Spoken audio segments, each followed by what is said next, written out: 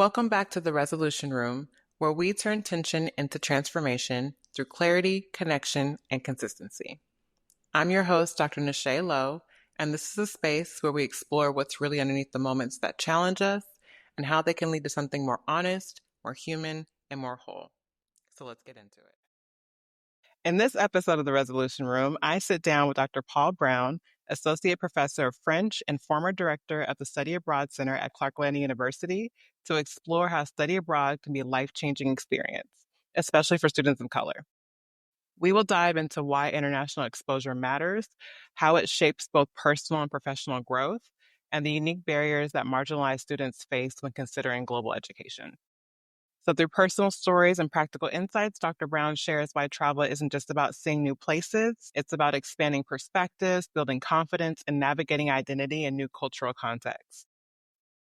Whether you're a student, an educator, or simply curious about the power of global experiences, this conversation is a reminder that stepping outside of your comfort zone often brings you closer to yourself. So, Dr. Brown, if you could please introduce yourself, let everyone know who you are, what you do, and specifically, I want you to talk about the new program that you're trying to release at Clark Atlanta. Okay, thank you very much, Dr. Lowe. First, I'd like to thank you for inviting me onto this platform and giving me the opportunity to share a lot of information that we've gathered over the years concerning study abroad, its importance, etc. It's really not a new program, but within the Department of English and Modern Foreign Languages, I am trying to develop a certificate program. And the certificate program is comprised of bringing together some of our academic partners as well as with our high schools. And we want to begin our recruitment for this program in high school. We want to draw from sophomores, juniors, and seniors so that when students arrive at Clark Atlanta University, they'll have at least strong intermediate proficiency in French. We're starting with French first. Hopefully, if this is a success, then we'll be able to move it over to Spanish also. But presently, it's French students. And one of the reasons for that is because a lot of the biliterate schools that we're going to be recruiting from will be schools where French is one of the primary languages. So when a student arrives at Clark Atlanta University, they will take some courses at the intermediate level. And um, we want the students to apply for the Middlebury College Summer Languages Program, which is one of the best schools in the nation in terms of foreign language pedagogy. And so it's a 7-week program, and the students are required to speak nothing but the target language. They have to sign an oath indicating that they will not speak anything but the target language. Now, there are a lot of other languages that are taught there. They teach a lot of the critical languages, Chinese, Hebrew, Arabic, and several other critical languages. But the Romance languages are also represented: French, Spanish, Portuguese, and Italian. But the students for 7 weeks will be housed together. They'll take their courses together. At the end of the program, lots of times they put on a play where students are required to play a particular role. And this is located in I think it's Middlebury, Vermont. If they go to town, there are people in town, the students are required to wear, like, it's almost like a scarlet letter, something indicating that they speak French. And the people in town that speak French will only address them in French because they are familiar with the program. So if the student wants to watch TV, it's in French. They're trying as much as possible to totally immerse the students only in the language and the culture. Now, the students will be taking 9 hours academic credit, and most of that will be advanced language, advanced grammar, and also some literature courses. But the student will be given the opportunity to advance themselves academically and then culturally also. And then once the student returns to Clark Atlanta, we want them to follow that up with a study abroad experience in a French-speaking country, whether it be France or a French-speaking country in Africa. I was fortunate enough years back to be on the board of the Council for International Educational Exchange. We call it CIEE. And while on the board, I suggested that we start a program in French-speaking West Africa. And so we did a exploratory trip, and we went to Cameroon and Senegal. So there's a French speaking program in Senegal where a student can study for an entire semester. Or, of course, they can study in France or Belgium. Now, mind you, this program is not just for language majors because we want the student to become proficient in French, but the student does not have to be a French major. This could be a student who's majoring in mass media arts. So he could take his other courses in English, but then he will be taking as high level French courses as he possibly can. Then it's going to be the onus is going to be on the student to make sure that he continues to speak the language as much as he possibly can, because this certificate at the very end, and by the way, it's called a bilingual professional global scholar certificate. And so the bilingual part is performance based. Okay, it makes no difference how many courses you took and how many A's you received in those courses. If you cannot speak the language fluently, then you don't get you're not awarded the certificate. So they have the interest in making sure that at the end of the program that they can speak the language perfectly. And then the last part is called the Washington Semester Program, which takes place in Washington, D.C. at American University. It's a top of the line program, and students are interacting with working professionals. They're working with people in the Senate, in the House of Representatives, you name it, and they're doing internships with these people. We had one student who did an internship, for example, at the White House itself, where she was actually answering the mail for Michelle Obama. When a student completes that particular program, there's one last portion in the program, which is a professional development portion at Clark Atlanta University. So when they return to the university, they will be participating in that program as well as doing an internship through the Washington Semester Program. And we hope to be able to persuade some companies such as Coca-Cola that are looking to hire professionals, in French-speaking countries to take a look at our students, because if you vet them, they're already ready for an international career. So that's what we're doing. That's amazing. And that's still in development, correct? I I put forth and submitted the proposal this past spring, and it has to go through the process, and hopefully we should be able to start sometime in the spring of 2026. Gosh, I wish that existed when I went to Clark Atlanta. But speaking of memory lane, this interview is really special to me because for anyone who knows me, knows I love to travel. It's been a huge part of my life, both professionally and personally. And if anyone's looking for someone to blame, namely my parents, this is the man who I like to say started it all.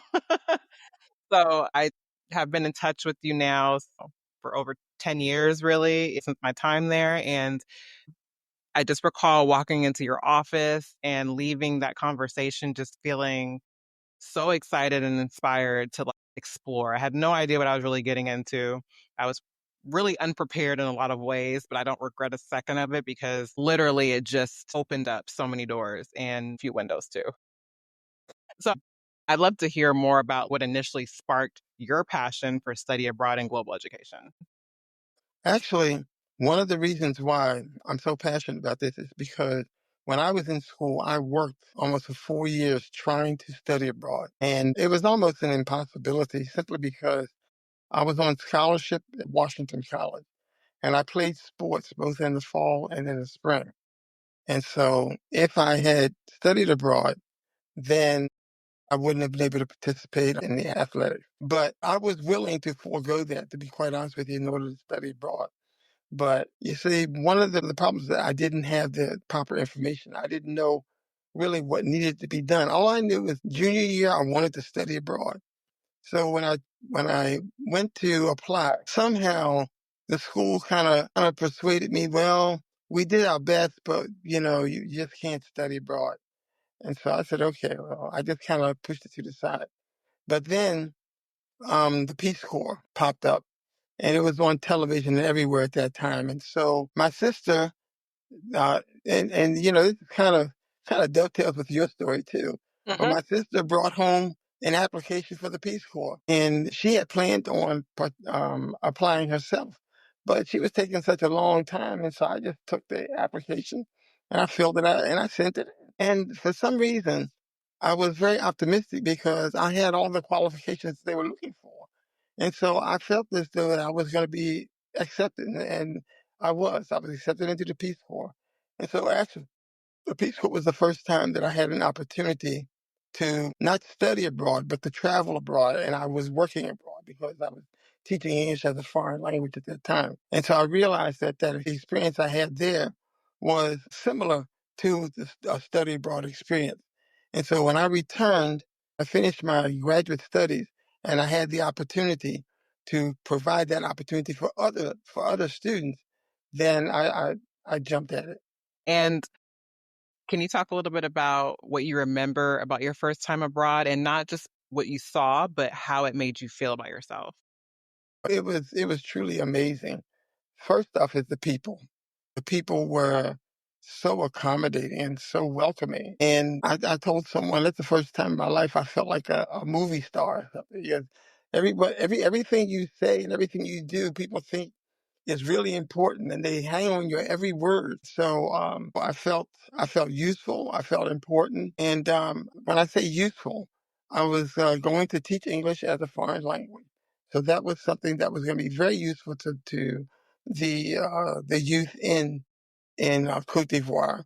I was gaining an awful lot from just my interaction with them, but they were gaining something also. So both of us were winning. They were excited about an American being there, and I was excited about being an American in a French-speaking country in West Africa and learning about the different cultures. Because, as you know, in any one country, you have, for example, Cote d'Ivoire has 60 different major ethnic groups, and just learning about the different groups and how they interact and the history of them, it just became so fascinating because I never was a history buff, but all of a sudden, now I want to know more. And it was not just something that I was learning for a test, but this was real information I was learning because this was a part of my genealogy and my history. And so I was really very interested. And so that's what kept my interest the whole time that I was there.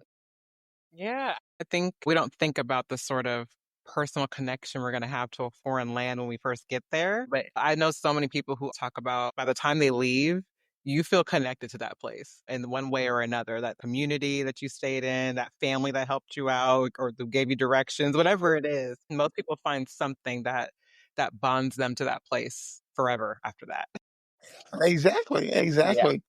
And so, from students you've worked with at Clark Atlanta, what have you seen shift in students after returning from abroad? Well, let me just tell you the effect it had on my family. No one in my family, other than my brothers who were in the military, they went to Germany, and my other brother, oldest brother, he went to Korea, but they were just doing it because they had been drafted. But it wasn't part of a career plan. Well, when I went abroad and I came back, then I started recounting stories about different things that happened to me while I was there. And my family became very, very excited about it. And so now my nieces and nephews, almost all of them have been abroad. And these are planned trips that they have taken abroad, which they would never have done had they Mhm. never heard, the stories that I shared with them when I came back because they were scared to death to leave this country. But now, oh wow, they're at the drop of a hat, they're ready to go, and they're learning. They're learning, and they're being exposed to things that heretofore were just stories in a book. But then they got a chance to actually go and live the experience out. It means so much more. Exactly. And linking that to the bigger conversation too of representation matters abroad because I like a lot of times people just don't think it's possible for them or it's just not something they considered because they haven't seen people around them do it and unless it's for specific reasons like you said military or maybe their job or things like that. And so from your experience, what are some of the most common barriers whether that's external or internal that keep students from taking that leap? Well, if it depends on where they're going. Many of them have been afraid to go to countries where English isn't the official language. And those that do, they're very reticent about it. They go, but they don't have that same confidence that they would have going to an English-speaking country. Many of them, first off, it's really just a lack of information. As a matter of fact, it's not just in the student body, but it's also in the faculty, because the faculty have no idea what it takes to study abroad. They don't realize that students can use all of their financial aid to go along with them, and they can apply for scholarships through the third-party providers. And then there are federal dollars that they can apply for. So they just don't know. And so consequently, they do not promote the program. And I've tried to even share with my colleagues, hey, listen, um, you're really hurting our students, allowing them to take full advantage of all the possibilities that are available to them at Clark Atlanta University. So many of them, so many students, I said, I guess I wish I had known about that study abroad program when I was there. I organized so many of them so the students would know. They just, they're dissuaded because people have given them misinformation. And so it isn't until they come and they find out on their own that, hey, this is possible. And so once they find out, and it's so interesting because I had one student that went, he put everything on Facebook. My goodness, it was unbelievable. The number of students that came into my office, I said, we sent him there through this trouble. Well, how did he do that? And so then I would explain, but see, so often that doesn't come from their colleagues, doesn't come from their peers. It's really not real information. And so they just kind of push it to the side. So Yes, I can sympathize greatly. Recall, again, my own experience. I think I've shared with you many times where I wish I had heard about this when I first started, like my freshman year or so. So that way I was more prepared to leave because, again, similar to you, I studied abroad my junior year. By the time I understood how it worked, I had to get all my core classes out the way. And I was like, let me just go when I have electives so that way I don't feel like I'm messing anything up, you know? It's that information, right? And I remember I think the only reason I even came by your office, I saw one little flyer, like you can barely even see it. Like it's not like it stood out, but I just happened to see it and it just something like struck me to just walk in there and ask more questions. But that's not going to be everyone, of course. We need more almost in your face advertising or informationals about these things. And that's honestly really encouraged me to try to be an advocate as much as possible to other students. Like I love mentoring students about their professional development, especially minority students, because there's just so many opportunities out there that you have no idea about. One of those, like you just don't know until you know, myself included. From the time I studied abroad, that turned into the Peace Corps, and that turned into teaching English in Korea, and that turned into a master's program in IR, and that turned into getting a like it just literally snowballed into so many things that I just had never even thought about doing, and there are opportunities for the most part that I wouldn't have come across if it wasn't for that first step of studying abroad. And my personal philosophy now when I'm talking with students and working with them, like I love to speak at colleges, universities, and campuses and just wherever the students are and do it early. I try to get faculty and admin to understand how important it is to plant that seed early so that by the time you're a sophomore or junior, you're ready to go and you're not stressing about it. You did your applications, you got the funding, you're confident in going. And so everything you're saying just makes so much sense. And this is a passion you and I share. And part of why we've kept in touch for so long and trying to support each other is because I don't understand why nobody else cares so much. I It's know, important. I know. Well, I have this thing I call IPPI, and it's called being intentional, planned, purposeful, and then integrated. When I said you were the inspiration for it, I mean that. Just like you said, your career snowballed. You had no idea. You had no idea when you were a sophomore that you would be anywhere close to where you are today. It wasn't even in your imagination. Okay. But one thing led to another. But you see now, I don't want anybody else to have to do that. I want people to be able to put together a plan. Intentionally, exactly. Exactly. I want it to be intentional. I used to say, study abroad on purpose. In other words, I not love that. let it not be an accident, but let it be something that is planned and purposeful and that it's integrated into your 4-year plan. And then from there, you can move on. And that's the reason that I want to intervene at the high school level.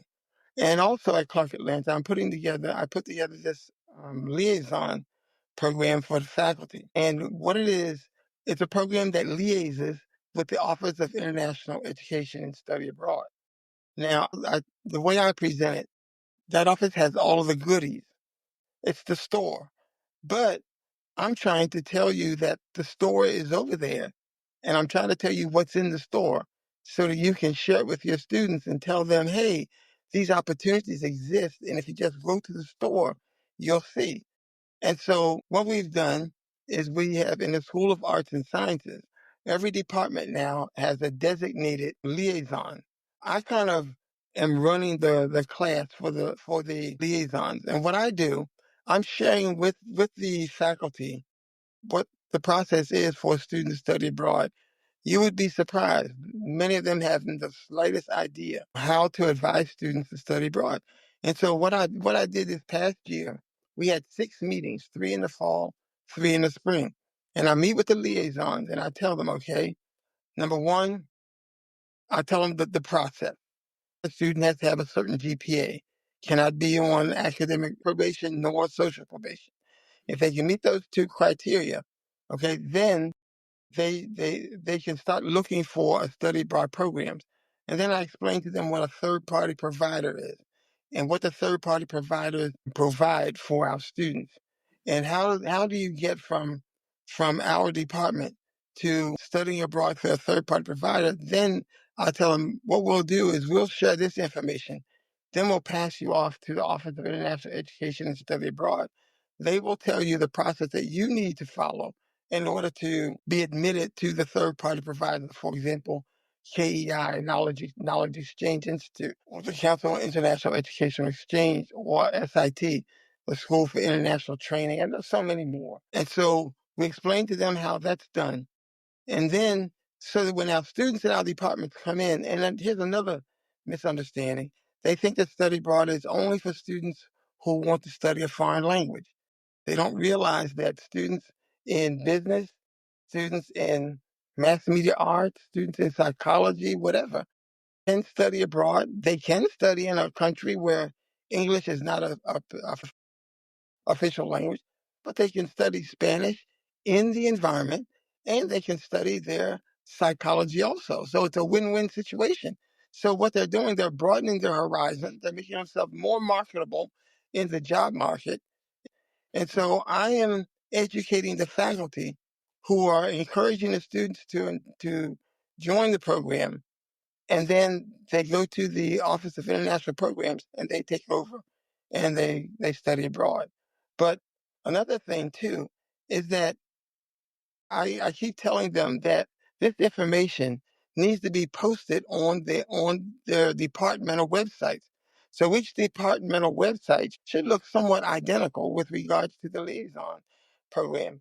And so I'm encouraging them to identify programs abroad that will be helpful to their particular discipline, whether it be psychology, biology, chemistry, or whatever.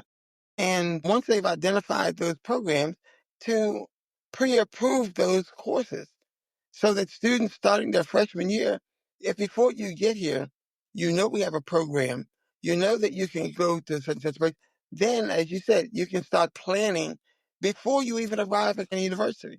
And you can start saving your money, and you'll know how to be advised. The advisors will tell you, do not take your elective courses, save your elective courses for when you go abroad. That way, you can take courses in your major or outside of your major. It's up to you. But it's a plan. It's not just, you know, picking courses out of the thin air, but Right. you're planning a career.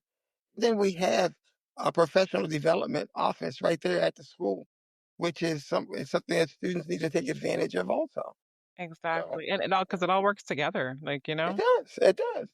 And that's what we're talking about, putting it all together. You're taking all these different, seemingly disparate departments or units, you're bringing them all together. And that's all that the certificate program is. It's really, I'm just taking what we already have there, organize it in such a way that it makes sense, and then it becomes helpful to the students.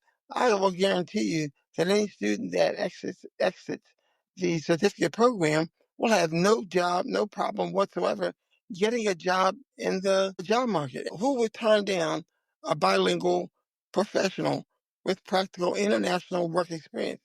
You would be a fool to do that. So the student would be very well prepared for the international arena.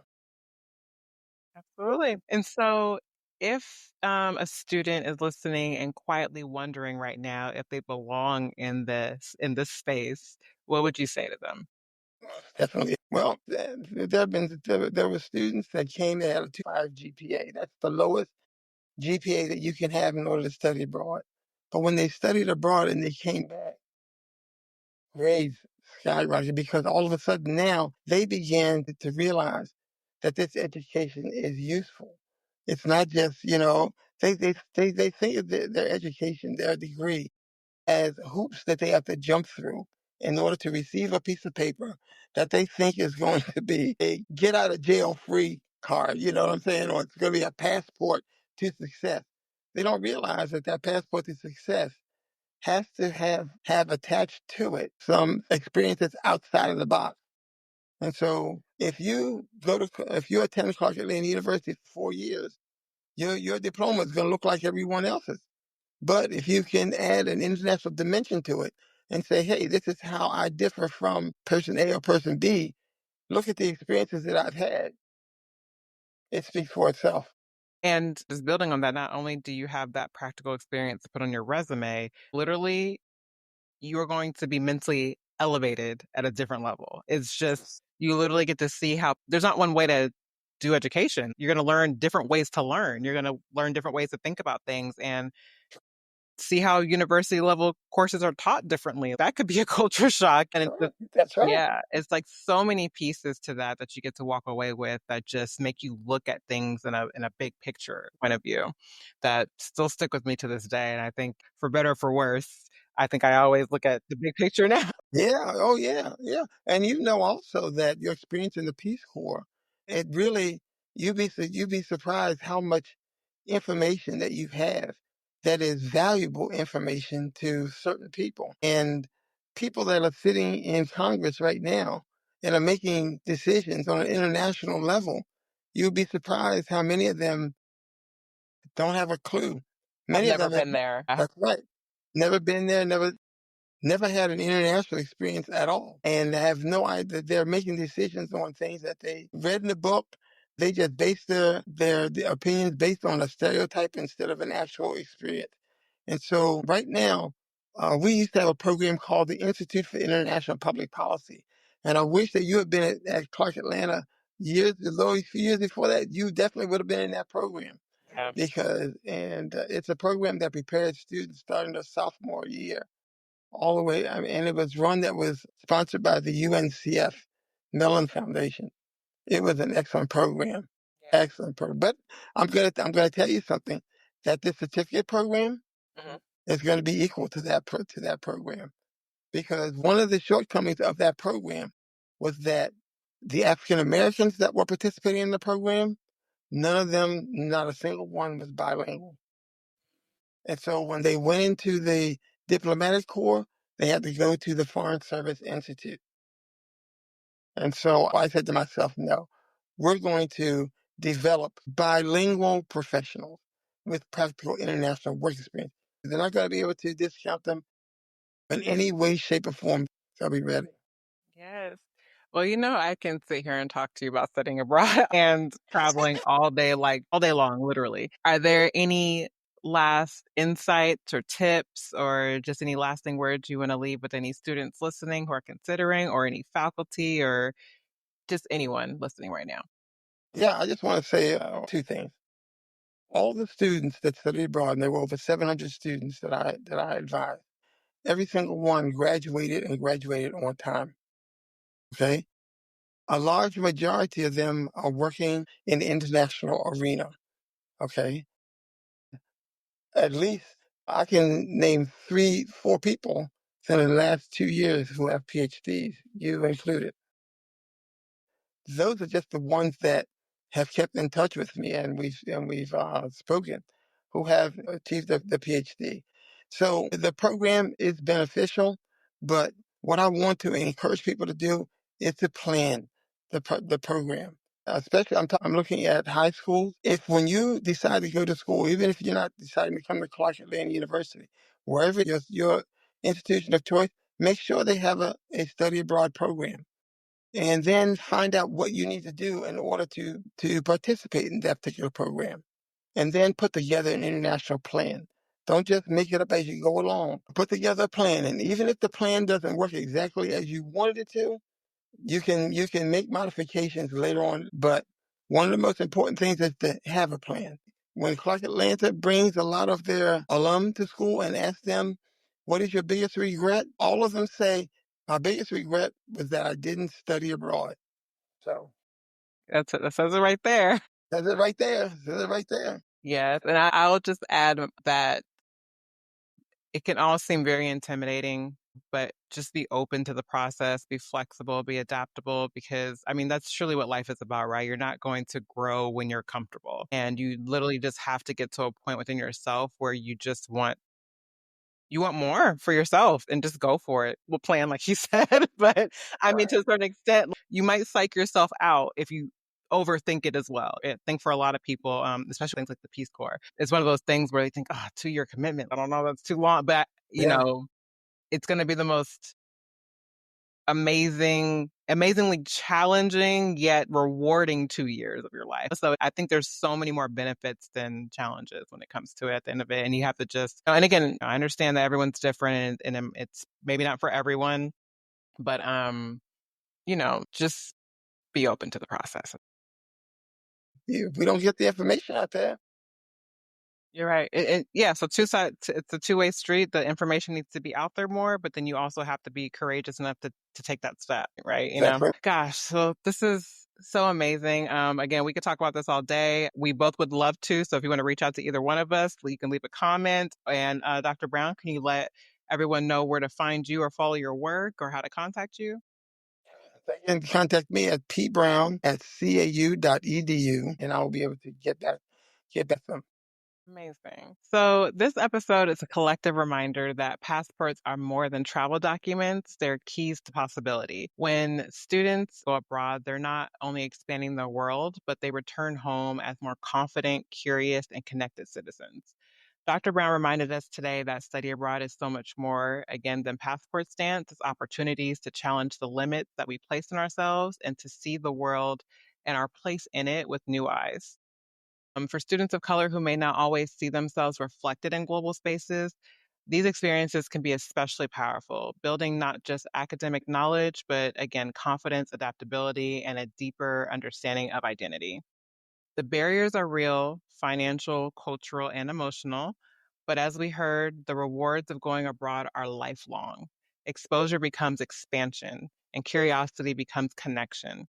So, whether you're a student, an educator, or someone looking back on what you perceive as a missed opportunity, remember that it's never too late to explore beyond your borders in any way that you can. As always, thank you for joining me today in the Resolution Room. I'm grateful you're here doing this work alongside me. If this episode spoke to you, I'd love for you to please share. And until next time, keep building in the quiet because that's what will carry you forward.